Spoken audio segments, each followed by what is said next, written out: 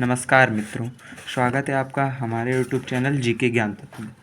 तो फाइनली हम लोगों ने एम्पियर के नियम को पढ़ लिया था, उसके पहले अनुप्रयोग को पढ़ लिया था। आज एम्पियर नियम का दूसरा अनुप्रयोग, कौन सा? धारावाही परिनालिका के केंद्र व अक्ष पर चुंबकीय क्षेत्र।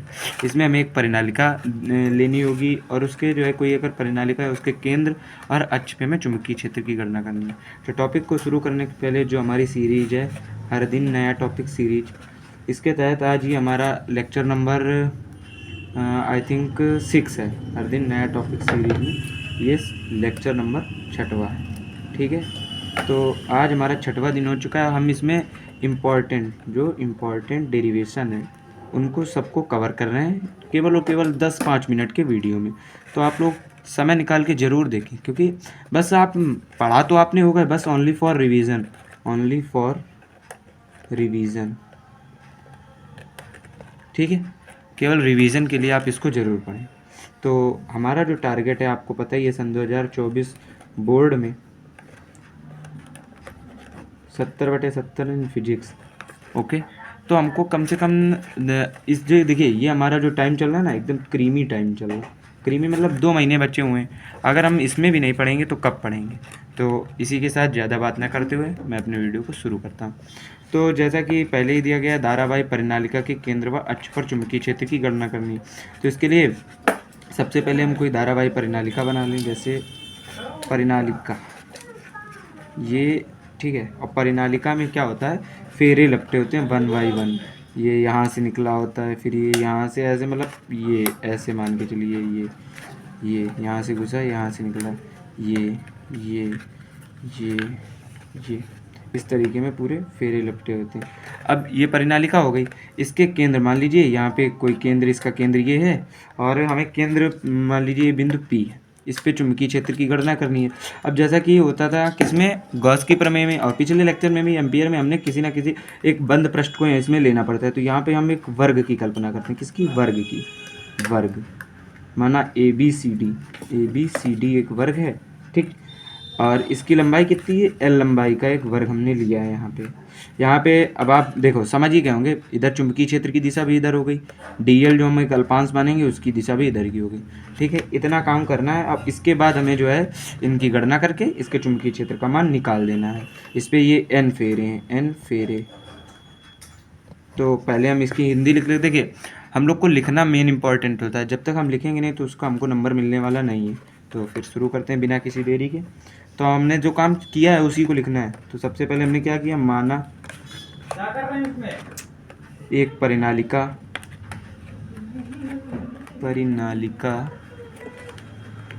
के प्रति एकांक क्षेत्रफल में फेरों की संख्या कितनी है? N है। और प्रत्येक फेरे में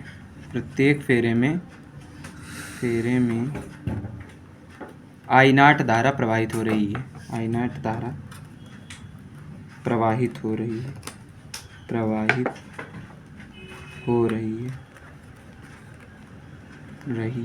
ठीक। आई इतनी बात समझ में? यहाँ से I धारा जो है प्रवाहित हो रही है, I0 धारा। अब यहाँ से हमें जो है परिनालिका के केंद्र P पर चुंबकीय क्षेत्र की गणना करनी है।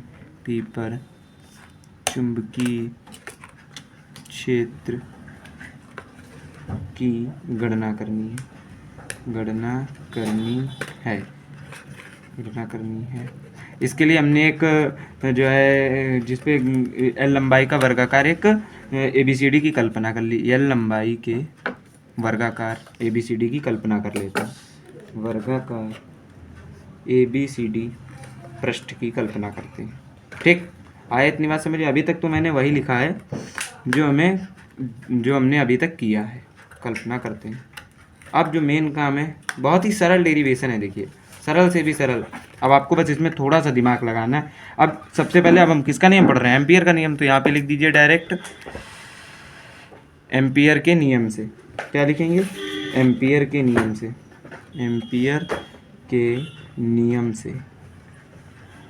से लगा दीजिए एम्पियर का नियम। एम्पियर का नियम क्या कहता है कि समाकलन के अंदर बी डॉट डी एल बराबर क्या होता है, बी डॉट डी एल बराबर होता है म्यू नॉट आई।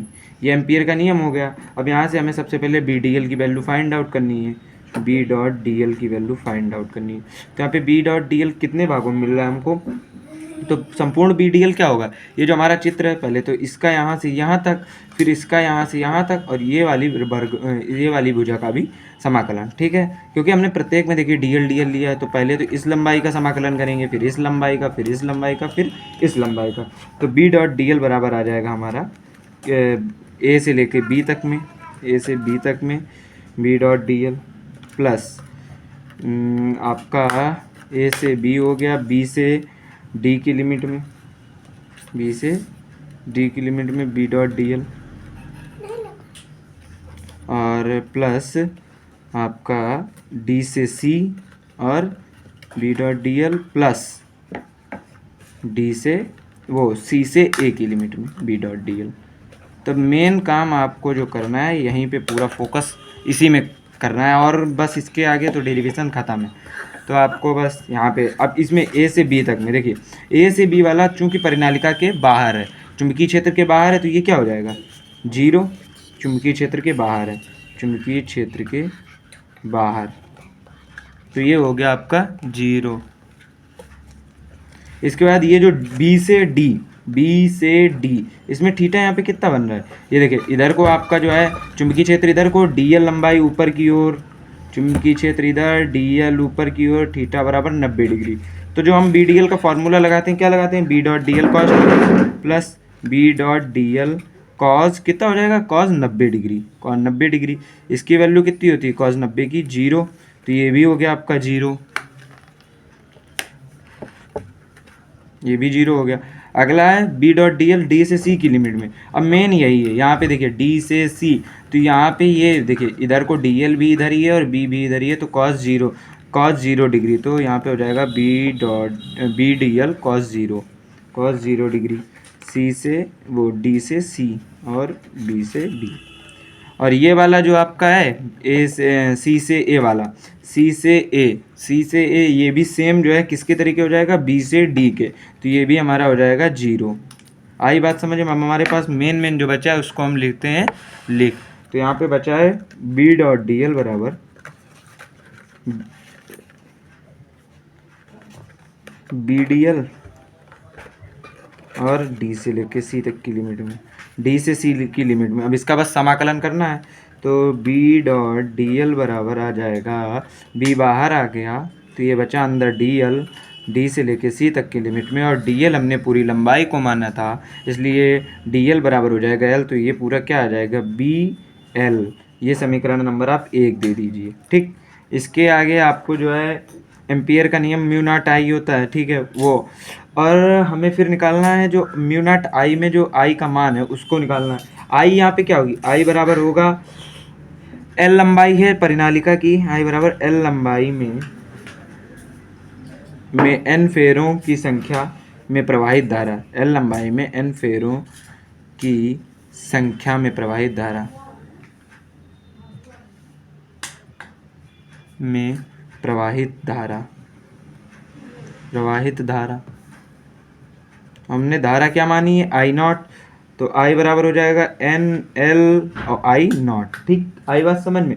इसका मान हमें जो है इसमें रख देना है जो म्यू नॉट आई एम्पियर का नियम होता है, तो यहाँ पे क्या हो जाएगा बी डॉट डी एल बराबर म्यू नॉट, और आई का मान उससे रख देंगे तो एन एल आई नॉट। समीकरण नंबर 2 मान लीजिए, समीकरण 1 और समीकरण 2 की तुलना करा दीजिए, बस आपका काम हो गया। समीकरण 2 और 1 की तुलना कराने पर तो क्या आ जाएगा बी एल बराबर mu not an L I not, इसको बस बी के पदों में लिख दीजिए, तो बी बराबर आ जाएगा म्यू नॉट, और एल से एल आपका ख़त्म हो जाएगा, mu not an I not. बस यही आपका जो है केंद्र पे होता है, किस पे होता है, केंद्र पे। और अगर हमें अक्ष पे निकालना है केंद्र पर, ठीक, टेस्ला वगैरह लिख दीजिए, इसका मात्रक ये इम्पॉर्टेंट होता है। और अगर हमें अक्ष पे निकालना है, अक्ष पर